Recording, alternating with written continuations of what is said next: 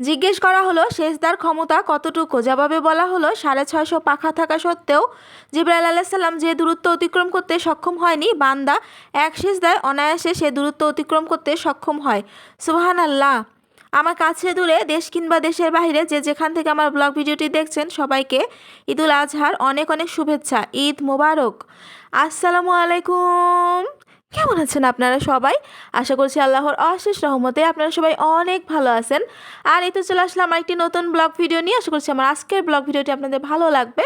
তো এই তো সকাল থেকেই কিন্তু আমার আজকের ব্লগ ভিডিওটি শুরু করে দিয়েছি ঈদের দিন সকাল থেকে। তো ঈদের দিন সকাল থেকে সারাটা দিন আমি কি করেছি সেই সব কিছুই কিন্তু আজকের ভিডিওতে শেয়ার করব। তো রাত্রে ফুল নিয়ে আসছিলাম, সেগুলো পানিতে রেখে দিয়েছিলাম, সেগুলো কিন্তু আর গুছিয়ে নেওয়া হয়নি। তো সকালে ঘুম থেকে উঠেই ফ্রেশ হয়ে নিয়ে এই তো ফুলগুলো আগে ঠিক করে নিতেছি। তো ফুলগুলো ঠিক করে রাখার আগে আমি যে বোতলটাতে ফুলগুলো রেখেছি সেই বোতলটার মধ্যে কিন্তু আমি একটু চিনি দিয়ে দিয়েছি। দেখতেই কিন্তু পেরেছেন। তো চিনি দেওয়ার কারণ আছে, চিনি দিলে হয় কি ফুলটা অনেক দিন পর্যন্ত সতেজ এবং সুন্দর থাকে, আর ফুলের যে ঘ্রাণটা আছে সেটাও কিন্তু খুব ভালো আসে। তো এই তো আমি কিন্তু চিনি দিয়েই ফুলটা সবসময় রাখি, আর যখনই পানি চেঞ্জ করে নিব একটু করে চিনি দিয়ে দিব পানির মধ্যে, তখন কিন্তু আমার এই ফুলটা অনেক দিন পর্যন্ত ভালো থাকবে। আর ফুলগুলো দেখতে অনেক সুন্দর লাগতেছিল, কালারটাও খুব ভালো লাগে, আমার তো ফুল অনেক ভালো লাগে। আর এই যে ফুলগুলো ঠিকঠাক করে রেখে এখন আমার যে বেডটা আছে সেটাও কিন্তু বেডের যে চাদরটা আছে সেটা চেঞ্জ করে নিয়েছি। বালিশের কভারগুলো লাগিয়ে বালিশগুলো ঠিকঠাক জায়গা মতো রেখে দিব। বাকি যে ফার্নিচারগুলো আছে সেগুলো হালকা পাতলা মুছে নিব। আগে তো মুছে নেওয়া হয়েছে, তারপরেও ধুলা যেহেতু পড়ে সেহেতু কিন্তু একটু মুছে নিতেই হয়। তো এই তো বেডের যে বালিশগুলো আছে সেগুলো কিন্তু ঠিকঠাক করে রেখে দিলাম, ফার্নিচারগুলো মুছে। সকালে কী কী রান্না বান্না করি সেগুলোই কিন্তু শেয়ার করব। তো আমার প্রিয় প্রিয় আপু ভাইয়ারা আপনারা সকলে কেমন আছেন অবশ্যই কমেন্ট করে জানাবেন। আর আমার প্রিয় প্রিয় আপু ভাইয়ারা প্লিজ একটা লাইক দিয়ে সম্পূর্ণ ভিডিওটা দেখে নেবেন। আর আমার প্রিয় প্রিয় আপু ভাইয়ারা আজকে যারা নতুন আমার চ্যানেলটি ভিজিট করবেন প্লিজ আমার চ্যানেলটি সাবস্ক্রাইব করে আমার পাশেই থেকে যাবেন। আর যারা যারা আমার চ্যানেলটি সাবস্ক্রাইব করে আমার পাশেই আছেন তাদেরকে আমার মন থেকে অনেক ধন্যবাদ এবং তাদের প্রতি অনেক দোয়া রইল। আর এই তো রুমটা গুছিয়ে নিয়েছি, রুমটা গুছিয়ে নেওয়ার পরে কিন্তু অনেক সুন্দর লাগতেছিল। আর ফুলের ঘ্রাণে তো পুরো রুমটাই একদম মানে মোমো করতেছিল। তো ফুল থাকলে তো রুমের ভিতরে অনেক বেশি ভালো লাগে। আর এই তো রুমটা গুছিয়ে দেখিয়েও দিলাম কিভাবে গুছিয়ে নিয়েছি। এখন কিন্তু সকাল থেকেই রান্নাবান্না শুরু করে দিব। তো কী কী রান্নাবান্না করি সেগুলো তো শেয়ার করবই। আর হচ্ছে আমার প্রিয় প্রিয় আপু ভাইয়াদের ঈদটা কেমন কেটেছে ভালো লাগলে অবশ্যই কমেন্ট করে জানাবেন। আর এই যে রান্নাঘরে চলে এসেছি, এখানে রান্না করে নিতেছি। তো গরুর গোস্তটা আমি আলু দিয়ে রান্না করব। তো এখানে গোটা গরম মশলাগুলো দিয়ে দিতেছি, দারুচিনি, এলাচ, লবঙ্গ, বড় এলাচ, তারপর ছোট এলাচ, তেজপাতা। তো এখন আমি যে বাকি মশলাগুলো আছে সেগুলো কিন্তু দিয়ে দিব। এখানে একটু পেঁয়াজ বেশি করে দিতেছি। তো গরুর গোস্তের মধ্যে পেঁয়াজটা যে যার পছন্দ অনুযায়ী দেয়, তো আমি কিন্তু ঈদের দিন একটু বেশি করে পেঁয়াজটা দিয়ে নেই। তো এই তো পেঁয়াজ একটু বেশি করে দিয়ে দিতেছি। তারপরে যে বাকি মশলাগুলো আছে সেগুলো দিয়ে দিব, স্বাদ অনুযায়ী লবণ, হলুদের গুঁড়া, মরিচের গুঁড়া, জিরার গুঁড়া, ধনিয়ার গুঁড়া, আর তেল তো দিতেই হবে, রান্নার তেল।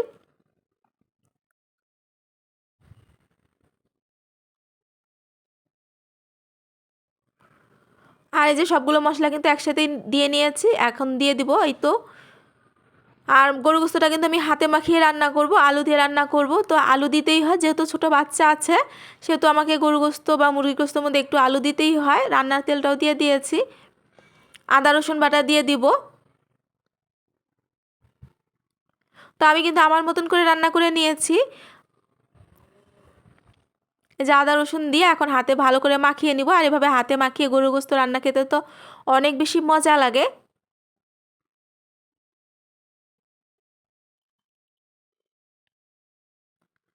আর এই যে আমার মাখানো হয়েও গিয়েছে, চুলাটা এখন জ্বালিয়ে দেবো, আস্তে আস্তে কিন্তু হয়ে যাবে গরুর গোস্তটা।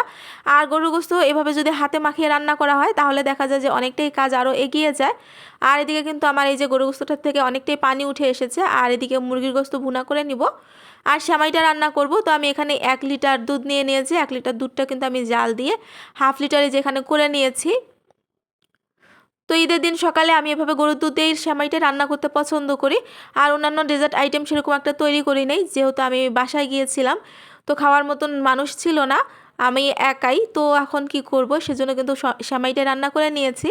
আর ছোট বাচ্চা থাকলে আর ছোট পরিবার থাকলে এরকমটাই কিন্তু হয়, অনেক বেশি রান্না করে লাভ হয় না, অল্প স্বল্প রান্না করে অল্প স্বল্প খেয়ে নিলেই হয়ে যায়।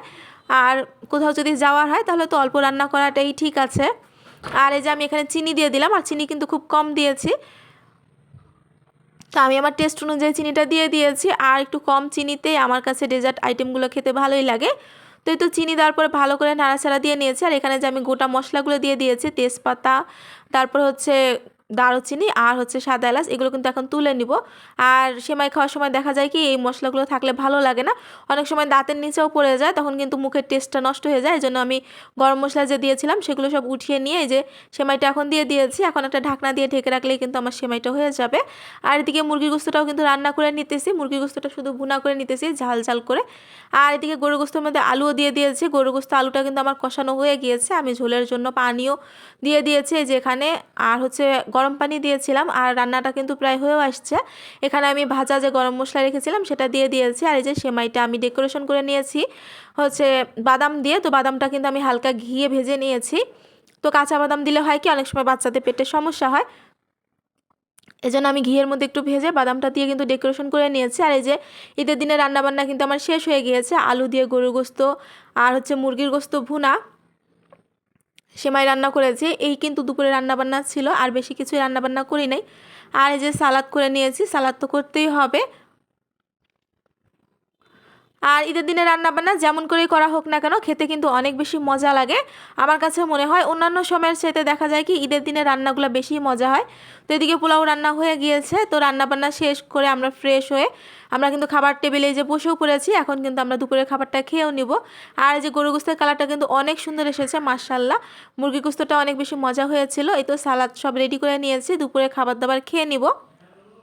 তো দুপুরে খাবার দাবার খেয়ে আমি বাসায় গিয়েছিলাম, বাসায় যাওয়ার পরে কিন্তু আর ভিডিও করতে ইচ্ছা করে নাই, কারণ আমার ক্ষেত্রে দেখা যায় কি দুইটা বাচ্চা, সে বাসায় যাওয়ার পর যদিও ভিডিও করা যায়, আমি আবার বাইরে গেলে ভিডিও করতে সেরকম একটা শাই ফিল করি না, এজন্য দেখা যায় কি আমি বাইরে যেয়ে বেশি একটা ভিডিও করি না। তারপরে যখন অল্প স্বল্প সুযোগ পাই তখন কিন্তু করে নিই। আর এই যে বাসা থেকে চলে আসছি রাতের 9টা বাজে, এখন আমি একটু ফ্রিভাবে চা খেয়ে নিব। আর এইভাবে শান্তি করে চা অনেক দিন থেকে খাওয়া হয় না, তো ওই তো চা খেয়ে নিতেছি। তো সবাই ভালো থাকবেন, সুস্থ থাকবেন, আসসালামু আলাইকুম, আল্লাহ হাফেজ।